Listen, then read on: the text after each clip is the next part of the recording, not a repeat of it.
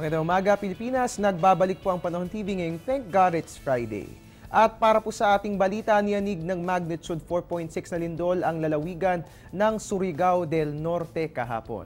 Naitala ang sentro ng lindol 28 km southeast sa bayan ng General Luna sa nabanggit na lalawigan. Tectonic umanong sanhi ng lindol pero paglilinaw ng Philippine Institute of Volcanology and Seismology o PHIVOLCS, wala namang dapat ipangamba dahil hindi naman inaasahang magdudulot ng aftershocks ang nasabing pagyanig. At balikan po natin ngayon ang lagi ng at sisilipin po natin yung i-expect nating temperature for today. Halina tayo yung mag-temperature check sa buong bansa. Unahin po natin dito sa atin sa Luzon, sa Tuguegarao nga po magiging mainit dahil ang ating temperature aabot po yan hanggang 36 degrees Celsius. Imagine that. Samantala sa Baguio City, mababa po yung ating temperature. No? Meron po tayong 16 to 25 degrees Celsius at fair weather naman po ang mararanasan dyan. Sa Visayas po, particularly sa Iloilo at Bacolod, magiging mainit din po for today, no?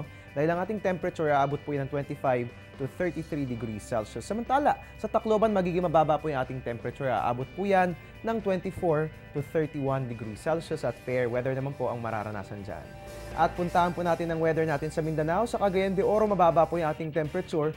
Meron tayong 25 to 31 degrees Celsius at fair weather po yung iiral dyan. Samantala, sa Zamboanga, magiging mainit po yung ating panahon. Tignan niyo po, no? Dahil meron po tayong 23 to 35 degrees Celsius at maganda po tayo ng payong dahil posible pa rin po tayo makaranas ng isolated rain showers or thunderstorms lalong-lalo na sa hapon o gabi. At yan nga po nga asang lagay ng temperatura sa buong bansa no, sa pag-iral po ng easterlies ngayong araw ng Biyernes. At sa ating pagbabalik, ngayong nalaman natin yung magiging lagi ng panahon today. Siyempre dapat alam din po natin yung asang lagi ng panahon bukas at sa mga susunod na araw.